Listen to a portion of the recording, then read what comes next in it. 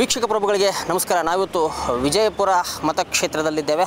ವಿಜಯಪುರ ಮತಕ್ಷೇತ್ರದ ಇಲ್ಲಿನ MLA ಆಗಿರ್ತಕ್ಕಂತಹ ಬಸವನಗೌಡ ಪಾಟೀಲ್ ಯತ್ನಾಳ್ ಅವರನ್ನು BJP ಏನು ಹೊರ ಹಾಕಿತ್ತು, ಅಂದರೆ ಅವ್ರನ್ನ ಉಚ್ಚಾಟನೆ ಏನು ಮಾಡಿತ್ತು, ಆ ವಿಷಯವಾಗಿ ಇವತ್ತು ನಾವು ವಿಜಯಪುರದಲ್ಲಿ ಇರುವಂಥದ್ದು. ವಿಜಯಪುರದ ಈ ಮತ ಬಾಂಧವರು ಅವರಿಗೆ ಓಟ್ ಹಣ ಹಾಕಿ ಅವರನ್ನು ಗೆಲ್ಲಿಸಿದ್ದಾರೆ. ಇಲ್ಲಿನ ಮತಕ್ಷೇತ್ರದ ಜನ ಬಸವನಗೌಡ ಪಾಟೀಲ್ ಯತ್ನಾಳ್ ಅವ್ರ ಬಗ್ಗೆ ಏನು ಹೇಳ್ತಾರೆ, ಅವ್ರ ಉಚ್ಚಾಟನೆ ಬಗ್ಗೆ ಏನು ಹೇಳ್ತಾರೆ, ಅವರು BJPಯಲ್ಲೇ ಇದ್ದೇ ಚೆನ್ನಾಗಿತ್ತಾ ಅಥವಾ ಈಗ ಹೊರ ಹಾಕಿದ್ದಾರೆ ಮತ್ತೊಂದು ಪಕ್ಷವನ್ನು ಸ್ಥಾಪನೆ ಮಾಡ್ತಾರಾ ಹೇಗೆ ಅನ್ನುವಂಥದ್ದನ್ನು ವಿಷಯದ ಬಗ್ಗೆ ಇಲ್ಲಿನ ಮತಕ್ಷೇತ್ರದಲ್ಲಿ ಇಲ್ಲಿನ ಜನತೆಯನ್ನು ಕೇಳಿ ಏನು ಹೇಳ್ತಾರೆ ಅನ್ನೋದನ್ನು ಕೇಳೋದನ್ನ. ಯತ್ನಾಳ್ ಗೌಡ್ರನ್ನ BJPಯಿಂದ ಉಚ್ಚಾಟನೆ ಮಾಡ್ಯಾರ ಸರ್. ಈಗ ಯತ್ನಾಳ್ ಗೌಡರು ಹೊಸ ಪಕ್ಷವನ್ನು ಸ್ಥಾಪನೆ ಮಾಡ್ತಾರಾ ಹೆಂಗೆ, ನಿಮ್ಮ ಅಭಿಪ್ರಾಯ ಏನೈತಿ? ಅವ್ರನ್ನ ಉಚ್ಚಾಟನೆ ಮಾಡ್ಬೇಕಿತ್ತ ಮಾಡಬಾರ್ದಾಗಿತ್ತ ಸರ್? ಅವ್ರಿಗೆ ಉಚ್ಚಾಟನೆ ಮಾಡಬಾರ್ದಾಗಿತ್ತು ರೀ. ಯಾಕಂದರೆ ಬಿಜಾಪುರ ಅಂತ ನಮ್ಮ ಬಿಜಾಪುರ ನಗರದಲ್ಲಿ ಬಿಜಾಪುರ ಹಳ್ಳಿ ಕಣ್ಣಕ್ಕಂತಿತ್ತು ಸರ್. ಬಿಜಾಪುರಕ್ಕೆ ಯಾವಾಗ ಸೂಪರ್ ಮಾಡುವಂಥ ಸರ್ ನಮ್ಮ ಯತ್ನಾಳ್ ಗೌಡ್ರು ಸರ್. ಅವ್ರಿಗೆ ಉಚ್ಚಾಟನೆ ಮಾಡಬೇಕು ಸರ್, ರಿಟರ್ನ್ ತೊಗೋಬೇಕು ಸರ್. BJPಯಿಂದ ಅವ್ರಿಗೆ ಊಟ ನುಕ್ಸಾನ ಇದೆ ಸರ್. BJP ಬಂದ್ರೆ BJP ಫಾಯ್ದೆ ಸರ್. BJP ಉಚ್ಚಾಟನೆ ಮಾಡಿದ ಸರ್ ಸರ್ ಅರ್ಧ ಮುಂದಿನ ಸಲ BJP ಬರೋದು ಸರ್, ಮತ್ತು ಕಾಂಗ್ರೆಸ್ ಬರ್ತದೆ ಸರ್. ಗೌಡ್ರು ಕೊಟ್ಟದ ಸರ್ ಸರ್ ನಿಮಗೆ ಚಟಕೆ ಹೊಡೆದಿಲ್ಲ ನಿಮ್ಗೆ ಒಟ್ಟು ಶೇಟ್ ತಂದು ನಿಮಗೆ ಬಹುಮತ ಕೊಡ್ತಾರೆ ಸರ್. ಇದು ಮಾತು ನಿಮ್ಗೆ ಚಾಲೆಂಜ್ ಆಗಿ ಕೊಡ್ತೀನಿ ಸರ್ ನಾನು. ಯಾಕಂದ್ರೆ ಬಸವನಗೌಡರು ಯಾವತ್ತಿಗೂ ಚಾಲೆಂಜ್ ಆಗಿದೆ ಸರ್, ಚಾಲೆಂಜ್ ಆಗೇ ಇರಬೇಕು ಸರ್. ಅವ್ರು ಮಾತಾಡೋ ಕರೆಕ್ಟ್ ಇದೆ ಸರ್. ಯಾವ ಮಾತಿಗೆ ತಪ್ಪಿದೆ ಹೇಳಿ ಸರ್ ನೋಡಿ ಹೇಳ್ರಿ. ಅವ್ರ ಮಾತು ಯಾವತ್ತು ಕಟ್ಟಿ ಮಾತಾಡಿದ್ರು ಸರ್, ಯಾವುದು ತಪ್ಪು ಮಾತಾಡಿಲ್ಲ, ನೇರವಾಗಿ ಮಾತಾಡ್ತಾರೆ ಸರ್, ನೇರವಾಗಿ ಮಾತಾಡ್ತಾರೆ ಸರ್. ಗೌಡ್ರು ಇನ್ನೂ ತಪ್ಪಿಲ್ಲ ಸರ್. ಅವ್ರಿಗೆ ರಿಟರ್ನ್ ತಗೋಬೇಕು ಸರ್. ನೆಕ್ಸ್ಟ್ ದಿನಗಳಲ್ಲಿ ಮುಖ್ಯಮಂತ್ರಿ ಆಗೋ ಸ್ಥಾನದಲ್ಲಿದ್ದಾರೆ ಸರ್. ಆ ಸ್ಥಾನ ತಪ್ಪಿಸ್ಬೇಕಂತ ಇಲ್ಲ ಚತಂತ್ರ ಇದೆ ಸರ್. ಇದೆಲ್ಲ ಬಸವನಗೌಡರಿಗೆ ಮತ್ತೆ ರಿಟರ್ನ್ ತಗೋಬೇಕು ಸರ್. ಇಲ್ಲಕಂದ್ರೆ ಹೆಚ್ಚಿನ ದಿನದಲ್ಲಿ ಬರೋ ದಿನದಲ್ಲಿ ನಾವು ಕೂಡ ಹೋರಾಟ ಮಾಡ್ತೇವೆ ಸರ್. ಚಪ್ಪಲ್ ಪಾಲಿಸಿ ಮಾಡಿಸೋಕೆ ಹೋರಾಟ ಮಾಡ್ತಾನೆ ಸರ್. ಅದಕ್ಕೆ ಗೌಡ್ರಿಗೆ ಹೇಳ್ತೀನಿ ಸರ್, ನಿಮ್ಗೆ ಚಾಲೆಂಜ್ ಆಗಿ ಕೊಡ್ತೀನಿ ಸರ್. ಬಸವನಗೌಡರಿಗೆ ಮತ್ತೆ ರಿಟರ್ನ್ ತಗೋಬೇಕು ಸರ್. ಈಗ ನೋಡ್ರಿ, ಈಗ ಉತ್ತರ ಕರ್ನಾಟಕದಿಂದ ಮಾಸ್ ಲೀಡರ್ ಅಂದ್ರೆ ಯತ್ನಾಳ್ ಗೌಡ್ರು. ಹೌದು. ಈಗ ಒಂದು ಕಡೆ ಹೇಳ್ಬೇಕಂದ್ರೆ ಉತ್ತರ ಕರ್ನಾಟಕದವ್ರನ್ನ ತುಳಿಯುವಂಥ ಪ್ರಯತ್ನ ಮಾಡ್ತಾರತ್ತಾರ ಹೆಂಗಂತ ಪೂರ ತುಳಿದೀನಿ ಸರ್, ರೆಡಿ ಮಾಡಿದ್ದೆ ಸರ್. ಗೌಡ್ರು ಇರ್ತಂದ್ರೆ ಬಿಜಾಪುರ ಸರ್. ಬಿಜಾಪುರ ಹೆಂಗಿದೆ ಸರ್, ಏನು ನೋಡೋದಂತೆ ಸರ್. ಈಗ ತಿರ್ಗಾ ನೋಡಿ ಸರ್ ಬಿಜಾಪುರ ಹೆಂಗಿದೆ. ಆ ಟೈಮಲ್ಲಿ ಒಂದು ಗೇಟ್ ಇಲ್ಲ, ಒಂದು ಏನಿಲ್ಲ. ಏನು ನೋಡಿ ಸರ್ ಬಿಜಾಪುರ ಹೆಂಗಿದೆ ಸರ್. ಹೆಲಿಕಾಪ್ಟರ್ ನೋಡಿ ಸರ್ ಬಿಜಾಪುರ ಕಾಂತ ಸರ್. ಚಲೋ ಬಂದವಾಗಂತ ಟೂರಿಸ್ಟ್ ಬೈತಾರೆ ಸರ್ ನಮಗೆ. ಈಗ ಏನಪ್ಪ ಬಿಜಾಪುರ ಭಾರಿ ಇಂಪ್ರೂವ್ ಆಗಿದೆಪ್ಪ ನಿಮ್ಮೂರು, ನಮ್ಗೆ ಶಬ್ಬಾಷ್ ಅಂದು ಹೋಗ್ತಾರೆ ಸರ್. ಅದಕ್ಕಾಗಿ ನಾವು ಮತ್ತೆ ಗೌಡ್ರಿಗೆ ರಿಟರ್ನ್ ತೋರಿಸ್ತೀವಿ ಸರ್. ಗೌಡ್ರು ರಿಟರ್ನ್ ತೊಗೊಂಡು ಅವ್ರು ಇದ್ರೆ ನಿಮ್ಮ BJP ಸರ್, ಅವ್ರಿಲ್ಲ ನಿಮ್ಮ BJP ಇಲ್ಲ ಸರ್. ಅಂದ್ರೆ ಈಗ ನೀವು ಹೇಳ್ತಿರೋದೇನಂದ್ರೆ BJPನ ತಾನೇ ಉಚ್ಚಾಟ ತಾನು ಮಾಡ್ಕೊಂಡು ತಂದಂಗೆ ಹೌದಲ್ರಿ? ಇವೆಲ್ಲ ಸರಿ ಅಂಟ ಸರ್. ಯಡಿಯೂರಪ್ಪರು ಅವ್ರದ್ದು ಸರಿ ಅಂತಾರೆ ಸರ್. ಗೌಡ್ರು ಯಾವತ್ತಿಗೆ ನೇರವಾಗಿ ಮಾತಾಡೋದು ಸರ್. ಗೌಡ್ರು ಸ್ವಾರ್ಥಿಪನ್ ಏನು ತೋರಿಸ್ಯಾರೇನು ಸರ್. ಅವ್ರದ್ದು ಒಟ್ಟ ಮಾಡ್ತಾರೆ ಅಷ್ಟೇ ಸರ್. ಮತ್ತು ಅವ್ರ ಮನಸ್ಸೆಲ್ಲ ಒಳ್ಳೇದೇ ಇದೆ ಸರ್.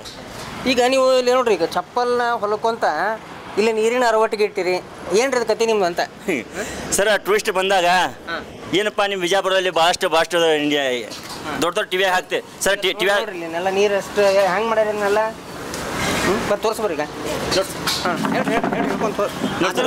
ಈಗ ಈ ಡೈಲಿ ಜನವರಿ 26ರಿಂದ ಸರ್ ಇಲ್ಲಿವರೆಗೂ 25 ಕ್ಯಾನ್ ಡೈಲಿ ನೀರು ಕೊಡ್ತೀನಿ ಸರ್. ಕೊಡೋಕ್ಕೆ ಏಕದಮ್ ಶುದ್ಧ ಕುಡಿ ನೀರು ಸರ್. ಬೋರ್ಡು ಕೂಡ ಹಾಕಿದ್ದೀನಿ ಸರ್. ಯಾಕಂದ್ರೆ ಮಂದಿ ತಿಳ್ಕೊಂಡು ಸರ್ ಇಷ್ಟು ಕುಡಿ ನೀರು ಹಾಕಿದ್ರೆ ಎಲ್ಲ ರೊಕ್ಕಲಿಗೆ ಮಾರಾಟ ತಿಳ್ಕೊಂಡು ಸರ್ ಬಂದು. ಅದಕ್ಕಾಗಿ ಒಂದು ಸಣ್ಣ ಬೋರ್ಡ್ ಹಾಕಿದ್ದೀನಿ ಸರ್. ನಮ್ಮ ತಾಯಿ ಹೆಸರಲ್ಲಿ ಒಂದು ಬೋರ್ಡ್ ಹಾಕಿದ್ದೀನಿ ಸರ್. ಶುದ್ಧ ಕುಡಿ ನೀರು ಉಚಿತವಾಗಿ ತಮಗೆಲ್ಲರೂ ಕೊಡ್ತಾರೆ, ದಯವಿಟ್ಟು ಎಲ್ಲರೂ ಕೂಡ ಹೋಗಬೇಕು ಅಂತ ಕೈ ಮುಗಿಸಿ ಜೋಡಿಸಿನಿ ಸರ್. ನಾನು ಡೈಲಿ ಇಲ್ಲೇ ರಿಪೇರ್ ಮಾಡ್ತೀನಿ ಸರ್, ಚಪ್ಪಲ್ ರಿಪೇರ್ ಮಾಡ್ತೀನಿ. ದಯವಿಟ್ಟು ಅವ್ರಿಗೆ ದಿನ 25 ಕ್ಯಾನ್ ನೀರು ಕೊಡ್ತೀನಿ ಸರ್. ಯಾಕಂದ್ರೆ ದಷ್ಟು ಟೂರಿಸ್ಟ್ ಮಂದಿ ಬಂದಾಗ ಸರಿ ಏನಾಗ್ಬಿಡ್ತೈತಿ, ಏನಪ್ಪ ನಿಮ್ಮ ಊರಿಗೆ ಬಂದಾಗ ಒಳಗಡೆ ನೀರೇ ಇಲ್ಲ, ಹೊರಗಡೆ ನೀರೇ ಇಲ್ಲ, ಬಿಸಿನೀರು ಕೊಡ್ತೀರ ತಂದಾಗ ಅದು ಮನುಷ್ಯ ಒಂದು ಭಾಳಷ್ಟು ನೋವಾಗಿಬಿಟ್ಟಿದೆ ಸರ್. ಟೂರಿಸ್ಟ್ ಮಂದಿಗೆ ಭಾಳಷ್ಟು ಜನ ನಮ್ಮ ಅನುಕೂಲ ಅಲ್ಲೇ ಪತ್ತಂಶ ನಾನು ಪ್ರಯತ್ನ ನಡೆಸಿದ್ದೀನಿ ಸರ್. ಅದಕ್ಕೆ ಓಕೆ ನೋಡಿ, ಈಗ ಪ್ರಭುಗಳೀಗ ಇವರು ಒಂದು ಚಪ್ಪಲನ್ನು ಹೊಲಿಯುವಂತಹ ವ್ಯಕ್ತಿ ಇವರು. ಸೊ ತಮ್ಮ ಕಾಯಕದ ಜೊತೆಗೆ ಈ ನೀರಿನ ಸೇವೆಯನ್ನು ಮಾಡ್ತಾ ಇದ್ದಾರೆ. ಇದು ಗೋಲ್ ಗುಂಬಜ್ ಅಪೋಸಿಟ್ ಇವರೊಂದು ಸಣ್ಣ ಫುಟ್ಪಾತಲ್ಲಿ ಇವರೊಂದು ಸಣ್ಣ ಅಂಗಡಿ ಇಟ್ಕೊಂಡು ಚಪ್ಪಲ್ ಹೊಲಿಯುವಂತಹ ಒಂದು ಕಾಯಕವನ್ನು ಮಾಡಿಕೊಂಡು ಇವತ್ತು ನೀರಿನ ಅರವಟ್ಟಿಗೆಗಳನ್ನು ಇಟ್ಕೊಂಡು ಉಚಿತವಾಗಿ ಬರುವಂತಹ ಜನರಿಗೆ ಅಂದರೆ ಉಚಿತವಾಗಿ ನೀರನ್ನು ಕೊಡುವಂತಹ ಕೆಲಸ ಮಾಡ್ತಾರೆ. ಏನು ರೀ ತಮ್ಮ ಹೆಸರು? ಸರ್ ನಾನು ಸಂತೋಷ್ ಕಲ್ಲಪ್ಪ ಕಳೆಮ್ ಸರ್. ಓಕೆ. ನೀವು ಗೌಡ್ರ ಅಭಿಮಾನಿ ಅಂದಂಗೆ ಸರ್. ಗೌಡ್ರ ಅಭಿಮಾನಿ ಅಂತ ಸರ್, ಯಾರು ಚೆನ್ನಾಗಿ ಕೆಲಸ ಮಾಡಿದ್ರು ನಾವು ಅಭಿಮಾನಿನೇ ಸರ್. ಚೆನ್ನಾಗಿ ಕೆಲಸ ಮಾಡೋರು ಅಭಿಮಾನಿ. ಹೌದು ಸರ್. ಯಾಕಂದ್ರೆ ಬರೋ ದಿನದಲ್ಲಿ ಸೇಮ್ ಆಗೋದೊಂದು ಇಷ್ಟ ಸರ್. ದಿನದ ದಿನಗಳಲ್ಲಿ ಬಿಜಾಪುರ ಒಂದು ಚೇಂಜ್ ಆಗೋದೊಂದು ನಾವು ಒಂದು ಆಶೆ ಇಟ್ಕೊಂಡಿದ್ದೀವಿ ಸರ್. ಅದೇ ಆಶೆ ಸಂಬಂಧಿ ನಾವು ಮುಂದೆ ನಡೆದಿದ್ದೀವಿ ಸರ್. ಭಾಳಷ್ಟು ಮನಸ್ಸು ನರದಾಗಿದೆ ಸರ್. ನೋಡು ಬರೋ ದಿನಗಳಲ್ಲಿ ದೇವರು ಯಾಕಂದ್ರೆ ನ್ಯಾಯ ಮಾಡ್ತಾರೆ ಸರ್. ದೇವ್ರ ಮ್ಯಾಗ ಬಿಟ್ಟಿದ್ದು ವಿಷಯ ಇದೆ ಸರ್. ಜನಕರ್ತೆ ಭಾಳಷ್ಟು ತ್ರಾಸುಗಳು ಅದ ಸರ್. ಒಂದು ದಿವಸ ಹೋರಾಟ ಮಾಡೋದೇ ಸರ್. ಸರಿ. ತಮ್ಮ ಹೆಸರು?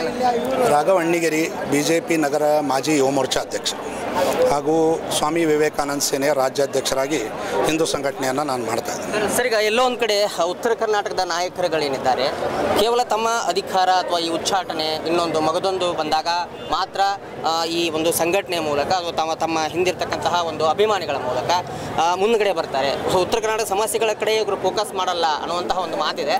ನಂತರ ಇನ್ನೊಂದು ಪ್ರಶ್ನೆ ಏನಂತಂದರೆ, ಈ ದಕ್ಷಿಣ ಏನಿದೆಯಲ್ಲ ಇದು ಈ ಉತ್ತರ ಕರೆಯ ಒಂದಿಷ್ಟು ತಾತ್ಸಾರ ಮಾಡುವಂಥದ್ದು. ಕೇವಲ ಅಧಿಕಾರ ನಂತರ ಈ ಓಟುಗಳು ಅವಾಗೋಸ್ಕರ ನಾಯಕರನ್ನ ಸೆಳೆಯುವಂತಹ ಕೆಲಸ ಮಾಡುವಂಥದ್ದು. ಈ ಉತ್ತರ ಕರ್ನಾಟಕದಲ್ಲಿ ಅನೇಕ ಸಮಸ್ಯೆಗಳು ಹಾಗೆ ಇರ್ತವೆ ಅನ್ನುವಂತಹ ಒಂದಿಷ್ಟು ಅದರ ಮೇಲೆ ಒಂದಿಷ್ಟು ನಂಬಿಕೆಗಳಿದೆ ಸರ್. ಏನು ಹೇಳ್ತೀವಿ ಸರ್? ಇದು ತಮ್ಮ ಪ್ರಶ್ನೆ ಸರಿಯಾಗಿ ಇದೆ ಅಂಥೇಳಿ 100% ಹೇಳಂಗಿಲ್ಲ. ನಾನು ಕೆಲವು ರಾಜಕಾರಣಿಗಳು ಚುನಾವಣೆ ಬಂದಾಗ ಮಾತ್ರ ಉತ್ತರ ಕರ್ನಾಟಕದ ಸಮಸ್ಯೆಗಳ ಬಗ್ಗೆ ಮಾತನಾಡ್ಬೋದು. ಚುನಾವಣೆ ಇರಲಿ ಬಿರಲಿ ಉತ್ತರ ಕರ್ನಾಟಕದ ಸಮಸ್ಯೆಗಳ ಬಗ್ಗೆ, ಕೃಷ್ಣೆಯ ಬಗ್ಗೆ, ಭೀಮೆಯ ಬಗ್ಗೆ ಮಾತನಾಡುವಂಥ ವ್ಯಕ್ತಿ ಯಾರಾದರೂ ಇದ್ದರೆ ಅದು ಬಸನಗೌಡ ಪಾಟೀಲ್ ಯತ್ನಾಳ್. ತಾವು ನೋಡ್ಬೋದು, ನಾನು ಕೇವಲ ನನ್ನ ಹೇಳಿಕೆಯನ್ನು ನೀವು ನಂಬಲಿಕ್ಕೆ ಹೋಗಬೇಡ್ರಿ. ಅನೇಕ ವಿಧಾನಸಭೆ ಅಧಿವೇಶನಗಳು ಬೆಳಗಾವಿಯಲ್ಲಿ ನಡೆದಾಗಿರ್ಬೋದು, ಬೆಂಗಳೂರಿನಲ್ಲಿ ನಡೆದಾಗಿರ್ಬೋದು, ಇಡೀ ಉತ್ತರ ಕರ್ನಾಟಕದಿಂದ ಹೆಚ್ಚೆಚ್ಚು ಪ್ರಶ್ನೆಗಳನ್ನು ಕೇಳಿ ಉತ್ತರ ಕರ್ನಾಟಕಕ್ಕೆ ಅನ್ಯಾಯ ಆಗಿದೆ, ಕೃಷ್ಣೆ ಕಾವೇರಿಯನ್ನು ಒಂದು ಕಣ್ಣಿಗೆ ಸುಣ್ಣ ಒಂದು ಕಣ್ಣಿಗೆ ಬೆಣ್ಣೆ ಆ ರೀತಿ ಮಾಡಲಿಕ್ಕೆ ಹೋಗಬೇಡ್ರಿ ಅಂತ ಹೇಳಿದಂಥ ಮೊದಲ ವ್ಯಕ್ತಿ ಬಸನಗೌಡ ಪಾಟೀಲ್ ಯತ್ನಾಳ್. ಇದು ಬಸನಗೌಡ ಪಾಟೀಲ್ ಯತ್ನಾಳ್ರ ಒಂದು ಉತ್ತರ ಕರ್ನಾಟಕದ ಕಾಳಜಿ ಅಂತ ತೋರಿಸ್ತದೆ. ನಾನು ಈಗಾಗಲೇ ಹೇಳಿದಾಗೆ ಮುಳವಾಡಿ ಎತ್ತು ನೀರಾವರಿ ಹೋರಾಟದಿಂದ ರೈತರಿಗಾಗಿ ಯತ್ನಾಳ್ರ MLAನೂ ಇರಲಿಲ್ಲ, ಏನೂ ಇರಲಿಲ್ಲ. ಇಲ್ಲಿ ಸಾಯಿಬಣ್ಣ ಬೋಯರು ಅನೇಕ ಹಿರಿಯರಿದ್ದಾರೆ. 1992ರಲ್ಲಿ ನಗರದ ಗಾಂಧಿ ವೃತ್ತದಲ್ಲಿ ರೈತರಿಗಾಗಿ ಮುಳವಾಡಿ ಎತ್ತು ನೀರಾವರಿ ಆಗಬೇಕು ಅಂತೇಳಿ ಹೋರಾಟ ಮಾಡಿದಂಥ ವ್ಯಕ್ತಿ ಬಸನಗೌಡ ಪಾಟೀಲ್ ಯತ್ನಾಳ್ರು. ಕೇವಲ ಹೋರಾಟ ಮಾಡಲಿಲ್ಲ, ಆ ಹೋರಾಟದಿಂದ ಬಸನಗೌಡರನ್ನ ಒತ್ತಾಯಪೂರ್ವಕವಾಗಿ ಎಬ್ಬಿಸಿ ಮೆಟ್ಟುಗುಡ್ಡು ಮಠ ಅಂತೇಳಿ CPI ಇದ್ದರು, ಬೆನ್ನಲ್ಲಿ ಬಾಸುಂಡೆ ಮೂಡು ಆಗ ಹೊಡೆದ್ರು ಲಾಠಿ ಏಟದಿಂದ. ಸುಮ್ಮನೆ ಆಗಿಲ್ಲ, ಲಾಟ್ರಿ ಅಧ್ಯಕ್ಷ ಗತಿ ಆಗಿಲ್ಲವರು. ರಾಜಕೀಯದಲ್ಲಿ ಯಾರ್ದೋ ಅಪ್ಪನ ಹೆಸರು ತೊಗೊಂಡ ಮೇಲೆ ಬಂದಿಲ್ಲವರು, ಯಾರ್ದೋ ಕುಟುಂಬದ ಹೆಸರು ಮೇಲೆ ತೊಗೊಂಡ ಮೇಲೆ ಬಂದಿಲ್ಲ. ಹಿಂದೂಗಳ ಆಶೀರ್ವಾದದಿಂದ, ರೈತರ ಆಶೀರ್ವಾದದಿಂದ ಇವತ್ತು ಬಡವರ ಆಶೀರ್ವಾದದಿಂದ ಯತ್ನಾಳ್ ಅವರು ನಾಯಕರಾಗಿದ್ದಾರೆ. ಮುಳವಾಡಿ ಎತ್ತು ನೀರಾವರಿ ಸಂಬಂಧ ಹೋರಾಟ ಮಾಡಿದರು. ಮುಂದೆ 94ರಾಗ ಶಾಸಕರಾದರು. 96ನೇ ಇಸ್ವಿಯೊಳಗೆ ವಿಜಯಪುರ ಐತಿಹಾಸಿಕ ನಗರ ಇದ್ದರೂ ಕೂಡ ಒಂದು ಬ್ರಾಡ್ಗೇಜ್ ಇರಲಿಲ್ಲ. ಇಲ್ಲೂ ಶಾಸಕರಿದ್ದರೂ ಕೂಡ ಬಸನಗೌಡ ಪಾಟೀಲ್ ಯತ್ನಾಳ್ರ ನೇತೃತ್ವದಲ್ಲಿ 1996ರಲ್ಲಿ ಪಕ್ಷಾತೀತವಾಗಿ ಹೋರಾಟ ಮಾಡಿ ವಿಜಯಪುರದ ಬ್ರಾಡ್ಗೇಜ್ ಹೋರಾಟ ಯಶಸ್ವಿ ಆಯಿತು. ಅಂದು ಜನ ಎಷ್ಟು ರೊಚ್ಚಿಗೆ ಗೆದ್ದಿದ್ರು ಅಂದರೆ ಯತ್ನಾಳರು ಕೊಟ್ಟಂಥ ಕರೆಗೆ ರೈಲ್ವೆಗೆ ಬೆಂಕಿ ಇಟ್ಟರು 1996ರಲ್ಲಿ. ಅಂದಿನ ಕೇಂದ್ರ ಸರ್ಕಾರಕ್ಕೆ ಗೊತ್ತಾಯಿತು, ಬಿಜಾಪುರ ಕಾಹೆ ಅಂತ ಅವಾಗ ಕಣ್ಣು ತೆಗಿತು ಕೇಂದ್ರ ಸರ್ಕಾರ. ಆಮೇಲೆ ಮುಂದೆ ಯಾವ ವ್ಯಕ್ತಿ ರೈಲ್ವೆಯನ್ನು ಸುಟ್ಟಿದ್ರು ಅವರ ನೇತೃತ್ವದಲ್ಲಿ ಹೋರಾಟದಾಗ ಮುಂದೆ ಕಾಕತಾಳೀಯ ನೋಡ್ರಿ ಕೋಇನ್ಸಿಡೆನ್ಸ್, ಅದೇ ವ್ಯಕ್ತಿ ಮುಂದೆ ರೈಲ್ವೆ ಸಚಿವರಾಗ್ತಾರೆ. ಆಗಿ ಅವರು ಮಾಡಿದಂಥ ಮೊದಲ ಕೆಲಸ ಏನಪ್ಪ ಅಂದ್ರೆ, ಎಲ್ಲಿವರೆಗೆ ವಿಜಯಪುರ ಬ್ರಾಡ್ಗೇಜ್ ಆಗಂಗಿಲ್ಲ, ನಾ ಸಚಿವನಾಗಿ ವಿಜಯಪುರಕ್ಕೆ ಹೋಗಂಗಿಲ್ಲ ಅಂತೇಳಿ ತೀರ್ಮಾನ ಮಾಡ್ತಾರೆ. ಅವ್ರು ಮೊದಲು ಮಾಡಿದಂಥ ಕೆಲಸ ಏನಪ್ಪ ಅಂದ್ರೆ, ಹಿಂಗೆ ಇದ್ರೆ ಇದು ರೈಲ್ವೆ ಬ್ರಾಡ್ಗೇಜ್ ಮಾಡೋಂಗಿಲ್ಲ, ನನ್ನ ಅವಧಿ ಎಷ್ಟು ದಿವಸದವು ಗೊತ್ತಿಲ್ಲ, ಮೀಟ್ರ್ ಗೇಜನ್ನು ಕಿತ್ತೊಗೆಯುವಂಥ ಕೆಲಸ ಮಾಡ್ತಾರೆ.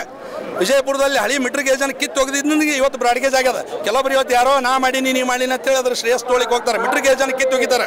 ಇದು ಬಸನಗೌಡ ಪಾಟೀಲ್. ಆಮೇಲೆ ಕೃಷ್ಣೆಯಿಂದ ಭೀಮೆಯವರೆಗೆ ಪಾದಯಾತ್ರೆ ಮಾಡ್ತಾರೆ. ಯಾರಿಗೋಸ್ಕರ? ಇದು 700 ಕಿಲೋಮೀಟರ್ಗೂ ಅಧಿಕ ಕಿಲೋಮೀಟರ್ ಪಾದಯಾತ್ರೆ ಮಾಡ್ತಾರೆ. ಆ ಹೋರಾಟದಲ್ಲಿ ಅನೇಕ ವಿಜಯಪುರ ಜಿಲ್ಲೆ ಹಿರಿಯರು ಇವತ್ತು ಭಾಗಿಯಾಗಿದ್ದಾರೆ. ಅವ್ರ ಜೊತೆ ಟೊಂಕಕ್ಕೆ ಇದು ಕಟ್ಕೊಂಡು ನಿಂತಿದ್ದಾರೆ. ಅವ್ರ ಶಕ್ತಿಯಾಗಿ ಅವರ ಬೆನ್ನೆಲುಬಾಗಿ ನಿಂತು ಇವತ್ತು ಅವ್ರ ಜೊತೆ ಹೊರಡಿಸಿದ್ದಾರೆ. ಕೃಷ್ಣೆಯಿಂದ ಭೀಮೆಯವರೆಗೆ ಪಾದಯಾತ್ರೆ ಮಾಡ್ತಾರೆ. ಹೀಗಾಗಿ ಸಾಕಷ್ಟು ಹೋರಾಟಗಳನ್ನು ಮಾಡಿದ್ದಾರೆ. ಉತ್ತರ ಕರ್ನಾಟಕದ ಬಗ್ಗೆ ಅತಿ ಹೆಚ್ಚು ಪ್ರಶ್ನೆಯನ್ನು ಕೇಳಿ ಸರ್ಕಾರದ ಗಮನ ಸೆಳೆಯುವುದೇ ಬಸನಗೌಡ ಪಾಟೀಲ್ ಯತ್ನಾಳ್ರು. ಅಂಥ ಯತ್ನಾಳ್ರನ್ನ ಇವತ್ತು ಉಚ್ಚಾಟನೆ ಮಾಡಿದ್ದು ಇವತ್ತು ನಮಗೆ ಭಾಳ ಅಚ್ಚರಿ ಆಗ್ಯದ, ಭಾಳ ನೋವು ತಂದದ. ಇದಕ್ಕೆ ನಾವೇನು ಇವತ್ತು ಯಾವುದೇ ರೀತಿಯಿಂದ ನಾವು ಭಿಕ್ಷೆ ಕೊಡ್ರಿ, ನಮ್ಮನ್ನು ವಾಪಸ್ ತಗೋರಿ ಅಂತ ಹೋಗಂಗಿಲ್ಲ. ರಾಜ್ಯದ ಜನ ತೀರ್ಮಾನ ಮಾಡ್ತಾರೆ. ಇನ್ನು 1 ವರ್ಷ 2 ವರ್ಷ ಒಳಗಾಗಿ ನನಗೆ ಖಾತ್ರಿ ಅದ, ಜನತೆಗೆ ಖಾತ್ರಿ ಅದ, ಸಮಸ್ತ ಹಿಂದೂಗಳಿಗೆ ಖಾತ್ರಿ ಅದ, ಹಿಂದೂ ಸಂಘಟನೆಗಳಿಗೆ ಖಾತ್ರಿ ಅದ, ಕರ್ನಾಟಕದ ರಾಜ್ಯಾಧ್ಯಕ್ಷ ಭಾರತೀಯ ಜನತಾ ಪಾರ್ಟಿದು ಅಧಿಕೃತವಾಗಿ ಬಸನಗೌಡರು ಅಂತೇಳಿ ನರೇಂದ್ರ ಮೋದಿ ಅವರು ಘೋಷಣೆ ಮಾಡುವಂಥ ದಿನಗಳು ಬರ್ತಾವೆ. ಇನ್ನೊಂದು ಬೇರೆ ಪಕ್ಷವನ್ನು ಕಟ್ಟುವಂತಹ ಒಂದಿಷ್ಟು ಯೋಚನೆಗಳಿದಾವ, ಹೇಗೆ ನಿಮ್ಗೇನಾದ್ರೂ ಮಾಹಿತಿಗಳು ಸಿಕ್ಕಿದಾವ ಅಂತ? ಬೇರೆ ಪಕ್ಷವನ್ನು ಕಟ್ಟುವಂಥ ಪ್ರಸಂಗ ಬಂದಿಲ್ಲ ಅಂತ ನನಗನ್ನಿಸ್ತದೆ. ಯಾಕೆ ಕಟ್ಟಬೇಕು?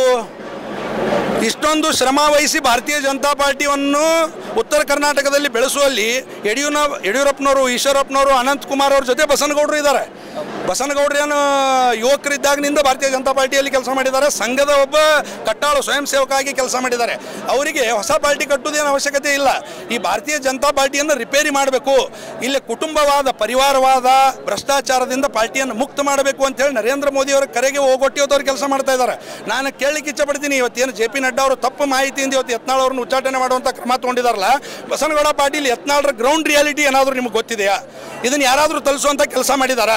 ಅದನ್ನು ಯಾರೂ ಮಾಡಿಲ್ಲ. ಅದಕ್ಕೆ ನೀವು ಜನತೆಯ ಮಧ್ಯದಲ್ಲಿ ಬಂದು ಒಂದು ಪೋಲಿಂಗ್ ಮಾಡಿಸ್ರಿ, ರಾಜ್ಯದ ಜನತೆಯ ಮಧ್ಯದಲ್ಲಿ ಒಂದು ಪೋಲಿಂಗ್ ಮಾಡಿರಿ. ನಡ್ಡಾ ಅವರೇ ಯತ್ನಾಳ್ ಅವ್ರನ್ನ ಉಚ್ಚಾಟನೆ ಮಾಡಿ ಸರಿಯದೋ ತಪ್ಪದೋ, ಯತ್ನಾಳ್ ಅವ್ರನ್ನ ರಾಜ್ಯಾಧ್ಯಕ್ಷ ಮಾಡಲಿ, ವಿಜಯೇಂದ್ರನ ರಾಜ್ಯಾಧ್ಯಕ್ಷ ಮಾಡಲಿ ಅಂತೇಳಿ ಮೋದಿಯವರು, ಅಮಿತ್ ಶಾ ಅವರು, ನಡ್ಡಾ ಅವರು ಕೂತ್ಕೊಂಡು ಇವತ್ತು ಕರ್ನಾಟಕ ಜನತೆಗೆ ಒಂದು ಪೋಲಿಂಗ್ ಮಾಡಲಿ. ನನಗೆ 100ಕ್ಕೆ 100 ಅದ, more than 90% vote Basanagouda Patil ಯತ್ನಾಳ್ರಿ.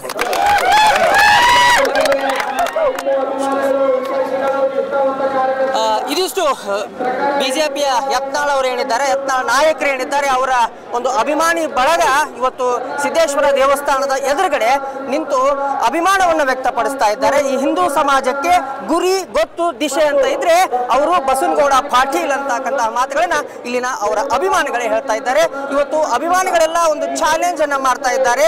JP Nadda ಅವರೇ, ನಿಮಗೆ ನಿಜವಾದ ಈ ಯತ್ನಾಳ್ ಅವರ ಒಂದು ಬಲ ಗೊತ್ತಾಗಬೇಕಂದ್ರೆ ಒಂದು ಗ್ರೌಂಡ್ ಚೆಕ್ ಅನ್ನ ಮಾಡಿ ಅಂತ ಹೇಳ್ತಕ್ಕಂಥದ್ದು. ಮತ್ತೊಂದು ರೋಚಕ ವಿಭಿನ್ನವಾಗಿರ್ತಕ್ಕಂತಹ ಒಂದು ವರದಿಯೊಂದಿಗೆ ಮತ್ತೆ ಬರ್ತೀನಿ. ಅಲ್ಲಿವರೆಗೂ ನಮಸ್ಕಾರ, ಒಂದೇ ಮಾತರ.